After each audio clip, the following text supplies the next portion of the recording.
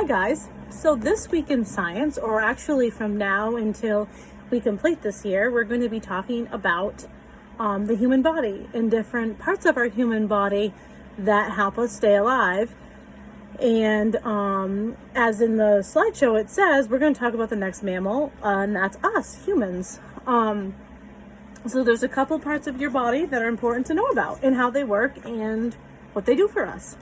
So we've got the brain, the heart, and something called our nervous system.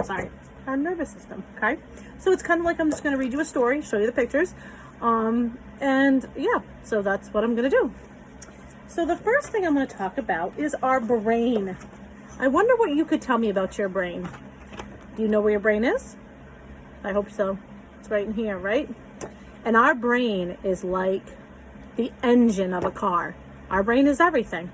Our brain controls everything that we do. So here's a picture of it right here. So we got this brain. We've got this thing called, this is the brain, and there's something called a brain stem, and then a spinal cord. So our spinal cord, that thing right here in your back that you can feel, that's connected to our brain. Play a game, read a book, read a poem, or daydream. Your brain makes all this possible and more. All your thoughts and feelings happen inside your brain. Your brain also runs everything in your body. The brain tells the body what to do through the nerves. So there's something called nerves. The nerves also send messages to the brain to tell it how to feel, what to see, and what to hear. So our nerves work together with brain as a combination, as like a team, sorry. So like when you are, you shut your finger in a door, the nerves, there's these things inside your finger, and it's gonna hurt. And it sends a message, ouch, to your brain. So it's like, boom, that's why you go, ouch. That's why sometimes when something happens really quickly, like say you fall off your bike and you hit your knee off the ground, and everybody's like, oh my goodness, that must have hurt so bad. Have you ever had a time where you said, well, no, not really. I didn't really even notice the pain until afterwards. That's because it happened so quickly. And once those nerves start telling your brain, ouch, ouch, ouch, that's when you start feeling the pain.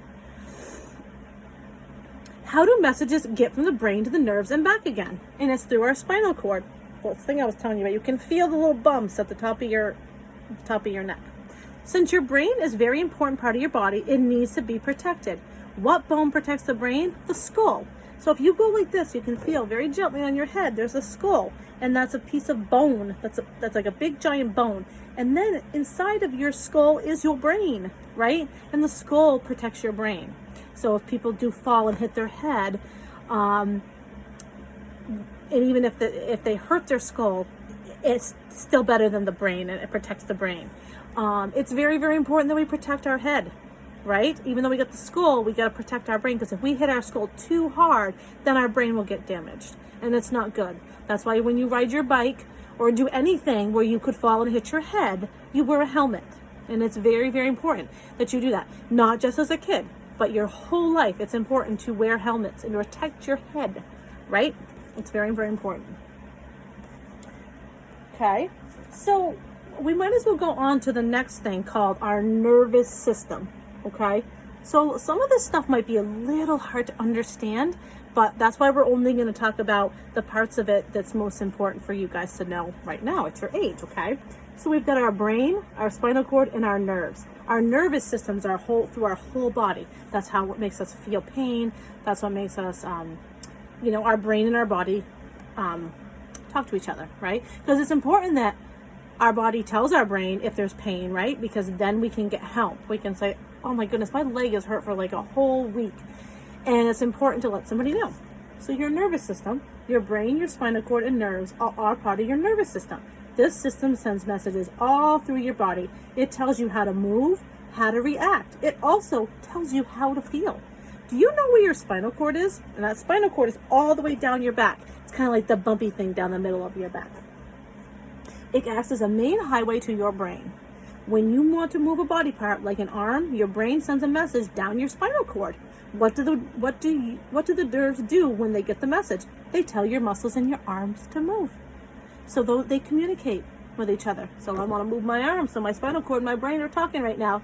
They're talking before I even realize it. So the next one that I wanted to talk about is your heart. Your heart. Your brain and your heart also talk to each other. They also have a conversation. Your heart never stops beating. Whenever you are awake or asleep, your heart pumps blood through your entire body. Place your hand on your left side of your chest. Can you feel your heart beating? How big do you think your heart is? It's about the size of your fist. So like my heart would be the size of my fist. Your heart would be the size of your fist. The girl in this photo was using a doctor's instrument called a stethoscope. Okay, you guys have probably gone to the doctors and they put that on your chest and they've listened to it, to listen to your heartbeat.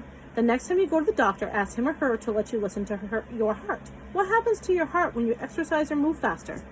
What happens if you get moving around really quickly? What happens to your heart?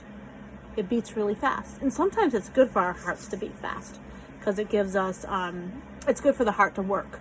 The more we work out that's why working out is good, because I get our heart pumping and our heart gets to exercise, almost like when we exercise. It's good for our body and it's good for our heart to move and pump fast because then it keeps it moving. So that's all I have today on the heart, the brain, and the nervous system. Those few things. I know that's a lot of information and we'll probably revisit it again, but I just wanted to go through that, and we'll talk more about it at a later time. Have a good night. Thanks.